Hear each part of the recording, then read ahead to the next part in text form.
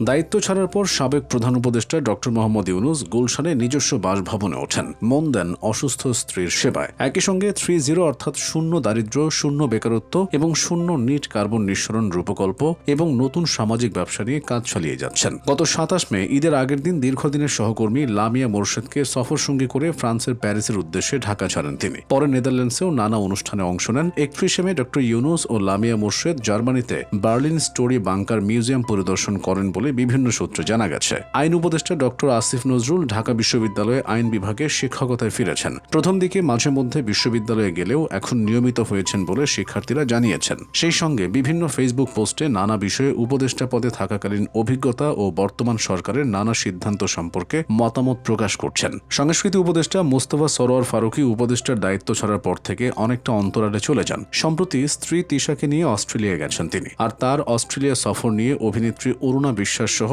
কয়েকজন সামাজিক যোগাযোগ মাধ্যমে কড়া সমালোচনা করেন। তারা দাবি করেন ফারুকী আর ফিরবেন না। এদিকে প্রতিদিন ফেসবুকে লেখালেখি করলেও বিদেশ সফরের বিষয়ে ফারুকী কিছু না বলায় গুঞ্জন জোরালো হয়। পরে ফেসবুক পোস্টের জবাব দিয়ে তিনি লিখেন, প্রত্যেকটা ভালো কাজের একটা কাফফারা দিতে হয়, এটা জেনেই সরকারে ঢোকার ঝুঁকি নেই, কিন্তু সেটা যে এরকম ভয়াবহ হবে এটা ভাবি নাই। আমাদেরকে নিয়ে এমন সব মানুষজন কথা বলতেছে, এদের উত্তর দিলেও আমাদের ইজ্জত থাকে না। এদের নিয়ে কথা বলা তো দূরের কথা, এদের নামও আমাদের আড্ডায় কেউ কোনোদিন উচ্চারণ করেনি। আর এখন সাংবাদিক ভাই বোনরা ফোন করে জিজ্ঞেস করে, ভাই অমুক আপনার সম্পর্কে এই কথা বলছে, আপনার প্রতিক্রিয়া কি? বুঝেন অবস্থা। এখন এদের কথার উত্তর দিতে হইব আমার, এটাই কাফফারা। যাই হোক, এদের মিথ্যাচার এবং সম্মিলিত প্রোপাগান্ডা বলে দেয় আমি আমার কাজটা ঠিকমতো করতে পারছি। সাবেক স্বরাষ্ট্র উপদেষ্টা অবসরপ্রাপ্ত লেফটেন্যান্ট জেনারেল মোহাম্মদ জাহাঙ্গীর আলম চৌধুরী ক্যান্টনমেন্টের বাসায় নিরিবিলি অলস সময় কাটান। তিনি জানান, সারাদিন টিভিতে সংসদ অধিবেশন দেখেছেন, লেখালেখি এখন আর করছেন না, বিশ্রামে আছেন। নৌ পরিবহন ও শ্রম উপদেষ্টার দায়িত্ব পালন করা অবসরপ্রাপ্ত ব্রিগেডিয়ার জেনারেল ডক্টর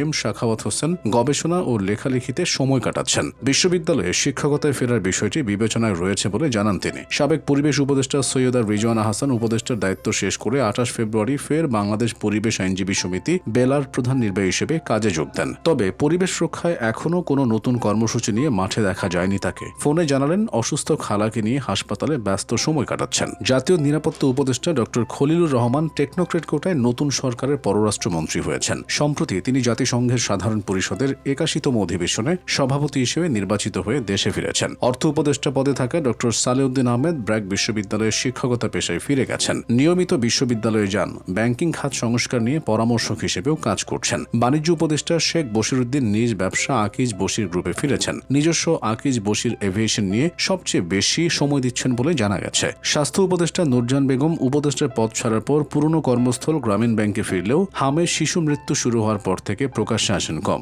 রাজধানীতে নিজের ফ্ল্যাটে অনেকটা বন্দি জীবনযাপন করছেন। এড়িয়ে চলছেন মানুষজন ও গণমাধ্যম। অনেক নিকটাত্মীয়কেও জানাননি ঠিকানা, ফোন দিলে রিসিভ করছেন না। সহকর্মীদেরও নিষেধ করে দিয়েছেন কাউকে ঠিকানা দিতে। মৎস্য ও প্রাণী সম্পদ উপদেষ্টা ফরিদা আক্তার নিজের প্রতিষ্ঠান উবিনিগে ফিরেছেন। তিনি বিভিন্ন অনুষ্ঠানে যুক্তরাষ্ট্রের সঙ্গে অন্তর্বর্তী সরকারের স্বাক্ষরিত বাণিজ্য চুক্তির সমালোচনা করে তা সংসদে আলোচনার দাবি জানিয়েছেন। সাবেক পররাষ্ট্র উপদেষ্টা মোহাম্মদ তৌহিদ হোসেন ঢাকায় অবস্থান করছেন। সম্প্রতি তিনি একাধিক সাক্ষাৎকারে দাবি করেন, আনুষ্ঠানিক উপদেষ্টা পরিষদের বাইরে 7 সদস্যের একটি অনানুষ্ঠানিক কিচেন ক্যাবিনেট ছিল, যেখান থেকে গুরুত্বপূর্ণ সিদ্ধান্ত নেওয়া হতো। বিদায়ের ঠিক 3 দিন আগে যুক্তরাষ্ট্রের সঙ্গে অন্তর্বর্তী সরকারের আলোচিত বাণিজ্য চুক্তির সঙ্গেও পররাষ্ট্র মন্ত্রণালয়ের সম্পৃক্ততা ছিল না। এমনকি পররাষ্ট্র উপদেষ্টা হিসেবে দায়িত্ব পালনকালে তার মন্ত্রণালয়ে অন্য উপদেষ্টাদের অনাকাঙ্ক্ষিত হস্তক্ষেপের কারণে তিনি অন্তত 3 বার পদত্যাগ করতে চেয়েছিলেন বলেও জানান তিনি। এরপরে অন্তর্বর্তী সরকারের সিদ্ধান্ত গ্রহণ প্রক্রিয়া ও কথিত কিচেন ক্যাবিনেট নিয়ে নতুন বিতর্ক সৃষ্টি হয়। খাদ্য ও ভূমি উপদেষ্টা আলী ইমাম মজুমদার লেখালেখি করে সময় পার করছেন বলে জানিয়েছেন।